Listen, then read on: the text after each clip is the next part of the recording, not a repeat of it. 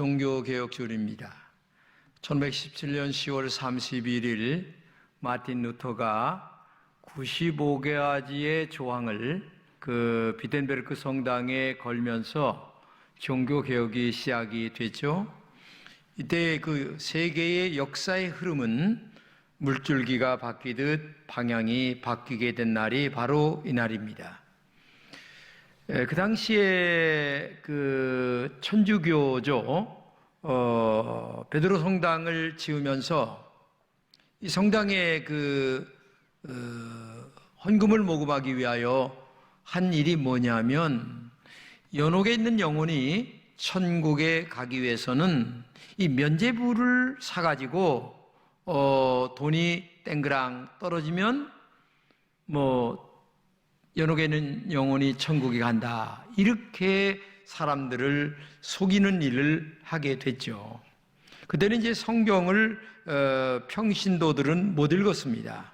전혀 알지도 못하고 내용도 모르는 시대에 그런 엉터리 일들을 하게 됐고, 또 하나는 뭐냐면, 그 말은 다른 말로 얘기하면 믿음으로 구원받는다는 것이 아니라 행위로 구원을 받는다라는 뜻이 되는 겁니다.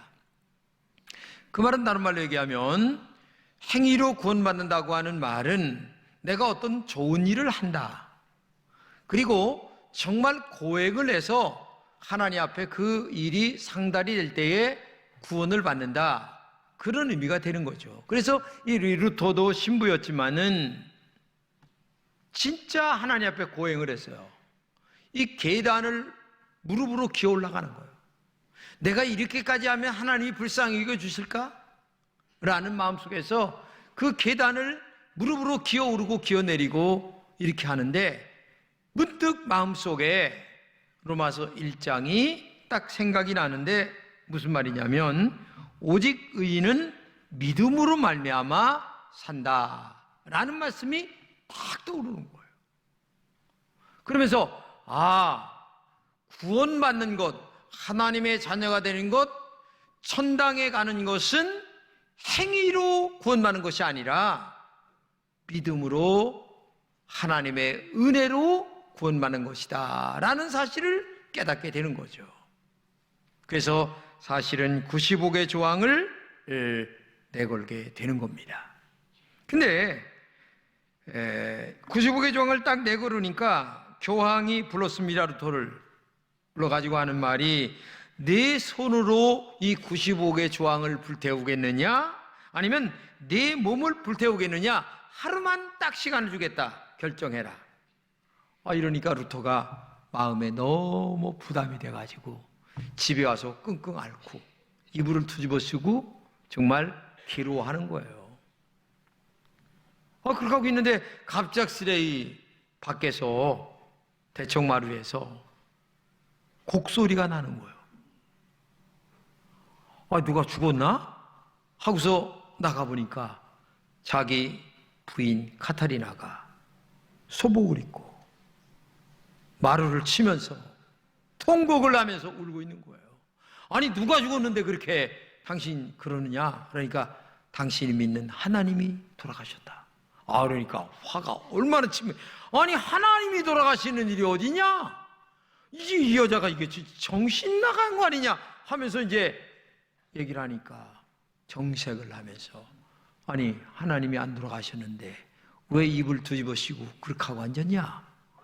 정신을 차리고 보니까 자기가 오히려 잘못하고 있는 거예요. 그래서 그때 정신을 차리고 다시 마음의 교황청으로 가서 진짜 싸움을 하러 가는 거죠.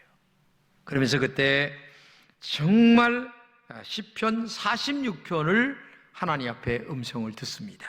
뭐냐면, 하나님은 우리의 피난처시여 힘이시니 환난 중에 만날 큰 도움이시라는 이 말씀을 듣고 마음에 정말 용기를 갖고 종교개혁을 시작을 하는데, 그때 지은 찬송이 뭐냐?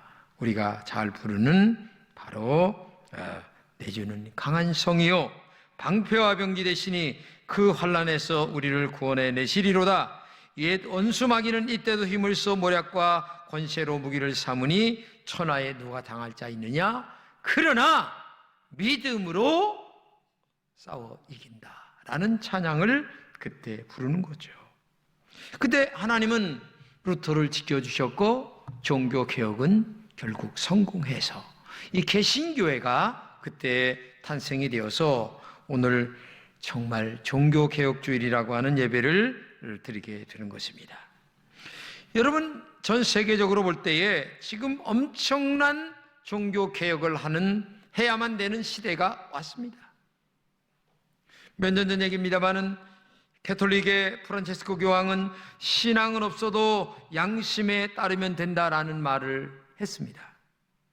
신앙은 없어도 라고 하는 말은 하나님은 믿지 않아도 양심을 지키면 하나님이 자비를 베풀어 주실 것이다 라는 말과 같은 것입니다. 예수님을 믿어야 구원받는다고 하는 교리와는 전혀 다른 이야기를 하는 것입니다. 선하고 착하게 살면 구원의 길이 있을 수 있다라는 말을 한 거죠. 그러나 여러분, 교회 나오는 이유가 뭡니까? 우리가 예수를 믿는 이유가 뭡니까? 딱 한 가지예요. 그것은 신앙의 본질은 구원의 문제다. 그 구원의 문제는 뭐냐? 예수 그리스도로 말미암아 우리의 죄사함을 받고 죄사함을 받을 때에 구원을 받아 천국에 갈 수 있다라고 하는, 그러니까 행위로 구원받는 게 아니라 믿음으로 구원을 받는다는 것, 오직 성경, 오직 믿음, 오직 예수, 이것이 교회의 본질이고 신앙의 본질인데도 불구하고 이렇게 말을 한다면 어떻게 될 수 있겠습니까? 그래서 사도행전 4장 12절에 이렇게 얘기합니다. 다른 이로서는 천하 인간에게 구원을 주신 일이 없다. 그렇죠. 예수님 외에는 예수를 믿을 때에만 구원이 있고 예수를 믿지 않으면 그 누구도 구원받을 수 없다라는 얘기입니다. 그래서 교회는 오직 유일하게 예수 그리스도 그분이 나의 구주라고 하는 사실을 고백한 무리들이 모인 공동체가 교회라는 겁니다. 그래서 오늘 여러분과 제가 예수님을 나의 구주로 믿는 줄로 믿습니다. 그게 중요한 거예요. 그런데 요즘 종교다원주의가 판을 칩니다. 목적은 하나예요. 즉 천국은 하나인데 가는 길은 여러 길래라는 거예요. 미신을 믿든 양심을 바로 쓰든 뭐 어떻게 하든 지간에 그저 바르게만 살면 천국 간다라는 식으로 얘기를 하는 경우가 많이 있는데 이것은 정말 잘못된 길이다. 천국에 가는 길은 오직 예수뿐인 줄로 믿습니다. 요한복음 10장 6절을 같이 한번 읽겠습니다. 시작. 나는 길이요 진리요 생명이니 나로 말미암아 자꾸나 아버지께로 올 자가 없다. 그렇습니다. 천국 가는 열차는 오직 예수 열차 하나뿐이에요. 예수가 길이고 예수가 진리고 예수가 생명입니다. 그렇기 때문에 예수만 믿을 때에만 구원이 있고 그리고 예수를 믿을 때에만 천국에 갈 줄로 믿습니다. 착한 일은 예수를 믿고 다음에 말씀대로 우리가 착하게 살아가야만 되는 것이지 착한 것이 먼저가 아니란 얘기예요. 만약에 얼마큼 착하게 해야 하나님이 우리를 천당에 보내준다고 약속했습니까? 돈을 100억을 내면 천당에 보내준다고 약속했습니까? 그러면 100억이 없는 사람은 천당 못 가는 거네요?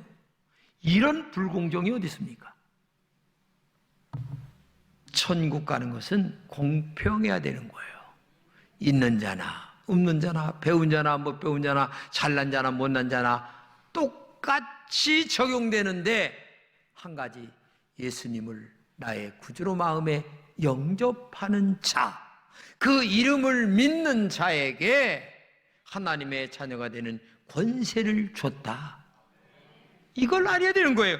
그런데 요즘의 세상은 정말 이상한 교리를 갖고 나와요. 한국에도요, 예수가 10몇 명이 더 돼요.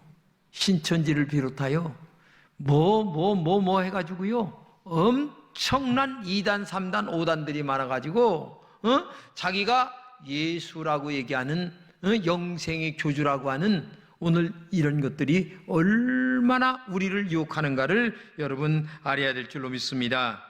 우리 모든 믿음의 선배들은 이런 믿음 하나를 지키기 위하여 순교했습니다. 재산도 뺏겼습니다.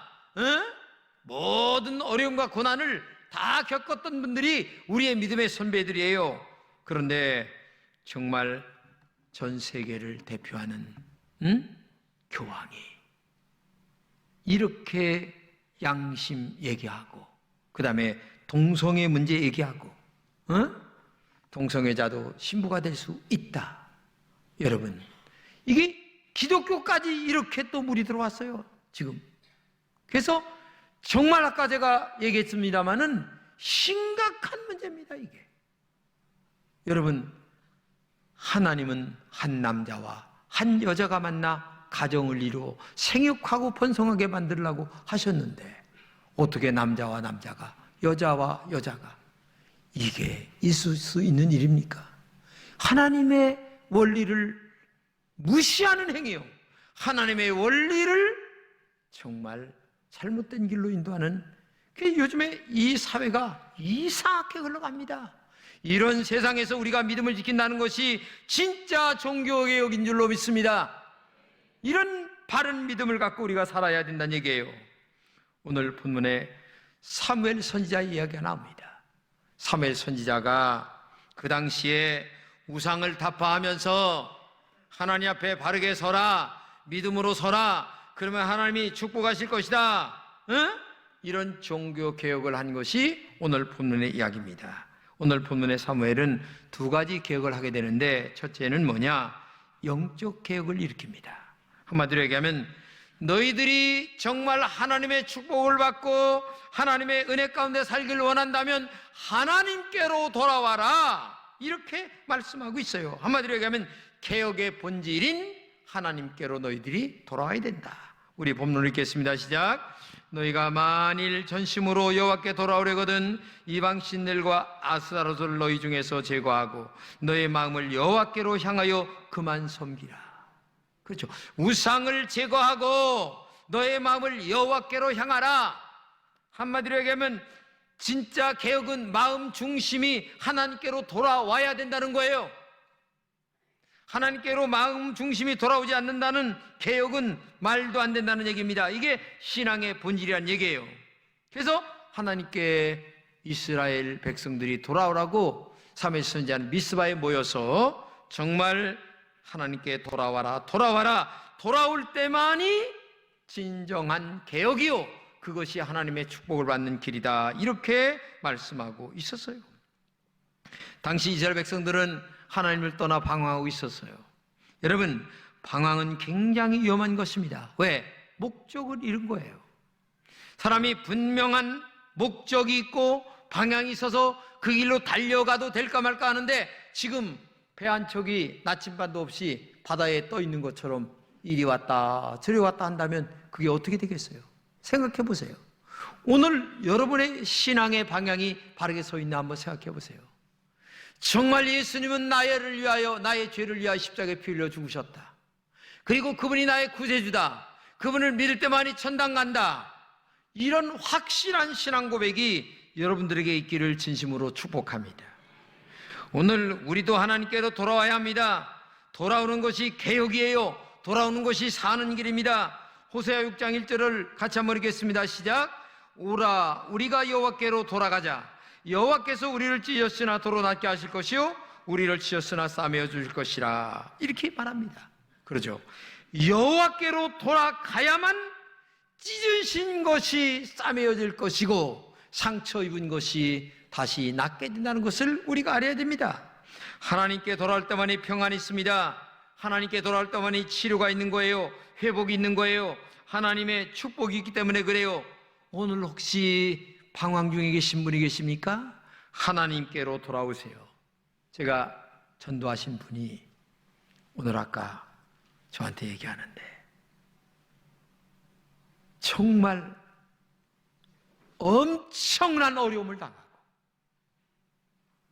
하나님께서 나에게 돌아오는 표시구나, 이런 마음을 갖고 하나님 앞에 나와 눈물을 흘리면서 돌아오는 그 모습을 볼 때에 하고 혼자 온 게 아니고 또 전도를 2명이나 해갖고 왔어요. 정말 감사하죠. 그러니까 아픔을 느끼면서 하나님이 계시면 이렇게 하느냐라고 얘기하는 사람도 있는데 하나님이 계시기 때문에 돌아오라고 하는 거예요. 이걸 우리가 음성을 드려야 돼요. 그렇기 때문에 진정한 개혁은 우리 마음의 개혁이 돼야 되는 거예요. 여러분, 동상이몽이라는 말이 있습니다. 몸은 같은데 생각은 다른 데가 있어요. 오늘 교회에 나왔는데 마음은 다른 데에 있으면 이게 이중적이죠. 내가 지금 이 남편과 살고 이 아내와 살고 있는데 옛날 첫사랑 애인만 생각하면 그게 가정이 이루어지겠습니까? 아니, 그 말도 안 되는 일을 우리들이 지금 하고 있는 거예요. 하나님 앞에 나와 하나님만을 바라보고 믿음으로 살아야 되는데 이게 안 된다는 얘기예요. 오직 동상이몽이 아니라 오직 주님만 생각하는 마음이 여러분께 돌아오시기를 주님의 이름으로 축복합니다. 오죽하면 이사야 12장에 1장에 이렇게 얘기합니까? 같이 읽겠어요. 시작. 너희가 내 앞에 보이러 오니 이것을 누가 너희에게 요구하겠느냐? 내 마당만 밟을 뿐이다. 오늘 교인 중에 이런 분들이 많아요. 오랫동안 신앙생활한 분 중에 마당만 밟는 사람, 마음은 딴 데 가 있고, 그렇죠? 마당만 밟는 신앙 후에 하나님의 축복이 어떻게 임할 수 있겠어요? 그렇기 때문에 오늘도 마음이 없는 예배, 마음이 없는 제물, 마음이 없는 제사, 여기 어떻게 성령의 은혜가 기업을 부을 수 있겠느냐? 안 된다는 얘기예요. 그렇기 때문에 마음이 먼저 돌아오는 은혜가 있기를 주님의 이름으로 축복합니다. 두 번째는 마음만 돌아온 게 아닙니다. 두 번째는 삶이 돌아왔어요. 이 삶이 돌아온 것이 뭐냐면 우상을 제거했다고 오늘 본문에 얘기합니다. 4절을 읽겠습니다. 시작. 이에 여호와 이스라엘 자손들이 바알들과 아수다롯을 제거하고 여호와만 섬겼다. 여러분, 마음만 돌아온 게 아니라 삶이 돌아왔어요. 그러니까 생활의 개혁이 일어났다는 얘기입니다. 끊을 것을 끊고 자를 것을 자르고 결단하고 실제 마음의 생각의 개혁이 삶의 개혁으로 이어진다는 얘기예요. 어떤 사람들은 작심삼일만 해요. 매일 작심삼일이야. 근데 그게 1년 가고 2년 가고 3년 가고 평생 가요. 결심은 그렇게 잘해요. 술 끊겠다고. 결심은 잘해요. 노름 안 하겠다고. 결심은 잘해요. 죄 안 짓겠다고. 근데 평생 그 짓하고 살아요. 여러분, 생활의 개혁이 안 되면 안 되는 거예요. 마음의 개혁에 따라, 영적인 개혁에 따라 우리의 삶의 결단이 이어질 때에 진정한 개혁이 이루어지는 줄로 믿습니다. 작은 것 하나라도 끊어야 되는 거예요. 작은 것 하나라도 실천해야 되는 거예요. 내가 여기 보게 되면 바알들, 아스다롯, 우상을 섬기던 것들을 끊어버렸어요. 오늘 여러분들에게 끊어야 될 것이 뭔가 한번 생각해 보세요. 각자마다 다를 것이 많이 있죠. 여러분, 우상이 뭔지를 아세요? 옛날에는 바알과 아스다롯이었습니다. 선왕당에서도 거네 꼽을고, 아니면 뭐 나무에 뭐 빌고, 아니면 돌에 빌고, 뭐에 빌고, 근데 오늘의 우상은 좀 달라요. 오늘의 우상은 어쩌면 돈일지도 모릅니다. 어쩌면 명예일지도 모릅니다. 어쩌면 내 자존심일지도 몰라요. 너무 자존심이 강해서 하나님이 그 자리에 안 계시는 분이 있어요. 뭐 조금 기분 나쁘면 기분 나빠서 말이에요. 그래서 하나님이 그 자리에 안 계실 분들이 너무 많아요. 이런 것들이 우상이에요. 제발 좀 그런 것도 좀 내려놓으세요. 하나님 앞에 나오면서 저는 기도하는 중에 한 가지밖에 기도밖에 없어요. 하나님, 죄인 중에 계십니다. 그저 불쌍히 여겨주세요. 오늘 아침에도 제가 일찍 일어났어요. 기도를 하는데 다른 기도가 안 나와요. 두 가지. 오늘 말씀 전할 때에 잘 전하게 도와주시고, 그저 하나님 긍휼과 자비로 인도하셔서 마지막 저의 목회가 잘 마칠 수 있도록 하나님 은혜를 달라고 하는, 그저 긍휼히 여겨주세요. 하나님 앞에 무슨 자존심 내세울 게 있습니까? 하나님 앞에 뭐 자랑할 게 뭐 있어요? 하나님 앞에 뭐 내놓을 게 뭐 있어요? 아무리 배운 게 하나님 앞에 뭐가 의가 될 수가 있겠습니까? 아무리 가진 게 뭐가 하나님 앞에 의가 될 수가 있어요? 다 하나님 앞에서는 벌레만도 못한 거예요. 마른 막대기만도 못한 거예요. 근데 우리는 그런 것들 가지고 도토리 키재기 하면서 뭐 가오 잡고 뭐하고 하면서 하나님 보실 때에는 코웃음거리도 안 되는 것들을 가지고서 이렇게 살아가는 게 인간들이에요. 오직 하나님 앞에 내 마음에 있는 우상을 내려놓으세요. 여러분 앞에 정말 내 마음의 우상이 뭔가, 내가 하나님보다 정말 더 사랑하는 것이 뭔가 한번 곰곰이 마음속에 생각하면서 그것을 진정 내려놓고 하나님 앞에 나는 죄인 중에 있겠습니다, 용서해 주세요, 하나님 불쌍히 여겨주세요, 이런 마음으로 나갈 때에 하나님이 여러분들을 긍휼과 자비로 인도해 주실 줄로 믿습니다. 그러면서 특별히 이 사무엘은 기도 운동을 일으켰어요. 오늘 5절과 6절 한번 읽겠습니다. 시작. 사무엘이 이르되 온 이스라엘은 미스바로 모이라. 내가 너희를 위하여 여호와께 기도하리라매 그들이 미스바에 모여 그날 종일 금식하고 거기서 이르되 우리가 여호와께 범죄하였나이다. 야, 그러니까 한마디로 얘기하면 우상을 제거하면서 하나님 앞에 통해 자복하며 회개 기도하며 하나님 앞에 눈물을 흘려 기도했더니 하나님의 긍휼과 자비하심이 그에게 임했다는 거예요. 그렇기 때문에 오늘도 진정한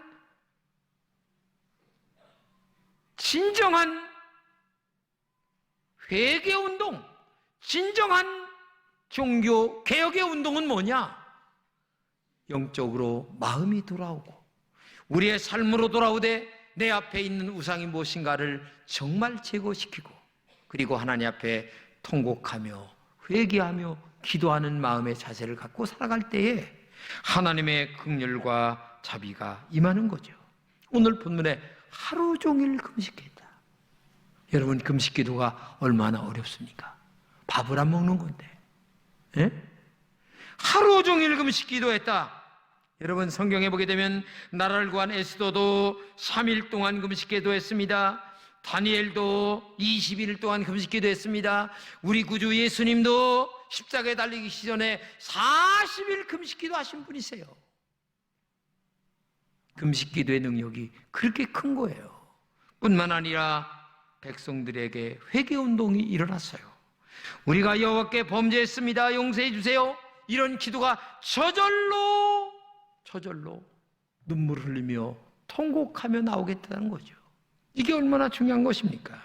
그렇기 때문에 오늘도 여러분과 제가 이 한국교회가 살기 위해서 정말 진정한 마음으로 돌아오고 삶이 끊을 것을 끊고 결단하는 역사, 그리고 진정한 회개 운동이 우리 속에서 있을 때에 하나님의 은총과 축복이 여러분에게 임할 줄로 믿습니다. 그러면 사무엘이 일으킨 종교개혁의 결과는 뭐냐? 우리 한번 같이 읽겠습니다. 시작. 사무엘이 돌을 취하여 미스바와 센 사이에 세워 가이르되 여호와께서 여기까지 우리를 도우셨다고 그 이름을 에베네셀이라 하니라 했어요. 한마디로 얘기하면 에베네셀의 역사입니다. 에베네셀은 뭐냐? 하나님이 도우셨다. 그러니까 하나님의 도우심의 역사가 나타난다는 거죠. 놀라운 일입니다. 여러분, 모든 것에 하나님의 도우심이 있어야 돼요. 정말 우리가 열심히 살지만 하나님이 축복해 주시는 도우심의 역사가 있을 때에 범사가 형통할 줄로 믿습니다. 건강도 하나님이 도우셔야 됩니다. 우리의 자녀들의 앞길도 하나님이 인도하셔야 됩니다. 여러분, 자녀들에게 정답만 얘기한다고 공부해야지 아무리 얘기한다고 해서 공부 잘하면 오죽이나 좋겠냐마는 그 정답만 얘기했다고 되겠어요. 하나님이 새끼의 마음을 움직여야 되는 거죠. 이런 역사가 에베네셀의 역사예요. 하나님이 도와주신 역사. 할렐루야. 근데 놀라운 사실은 뭘 도왔느냐? 이렇게 하면서 하나님께 이 사무엘 선지자가 제단을 쌓습니다. 제단을 쌓다고 하는 말은 하나님 앞에 예물을 드렸다는 얘기, 제물을 드렸어요. 근데 제단을 쌓다, 예물을 드렸다는 말은 뭐예요? 오늘날로 얘기하면 예배를 드렸다니. 그 당시에는 그게 제물, 제단 이렇게 하는 거죠. 근데 그때에 블레셋 군대가 멸망을 하고 도망쳤어요. 놀라운 사실이죠. 그러니까 오늘도 여러분과 제가 하나님의 도우심의 역사, 그 일이 있기 위해서는 정말 여러분들이 회개하고 돌아와야 되는데, 그때 그 제단을 쌓을 때에, 예배를 드릴 때에 하나님의 역사가 나타나게 됐다. 할렐루야. 여러분, 일주일을 어떻게 살아갑니까? 오늘 이 예배 시간 하나를 위하여 일주일을 살아야 되는 거예요.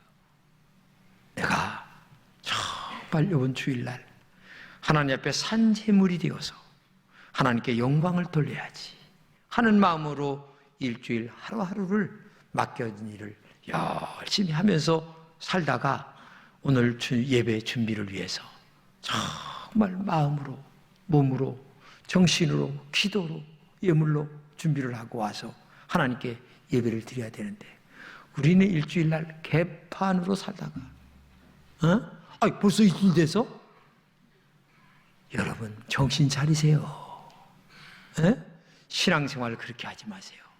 엉덩으로 그저 여기 자리만 찍고 가는 그런 신앙이 아니라, 하나님이 오늘 여러분들을 축복할 수 있도록 오늘의 종교개혁이 내 심령 속에서 내 삶의 변화가, 그리고 하나님의 에베네셀의 역사가 모든 곳에서 나타나기를 진심으로 축복합니다.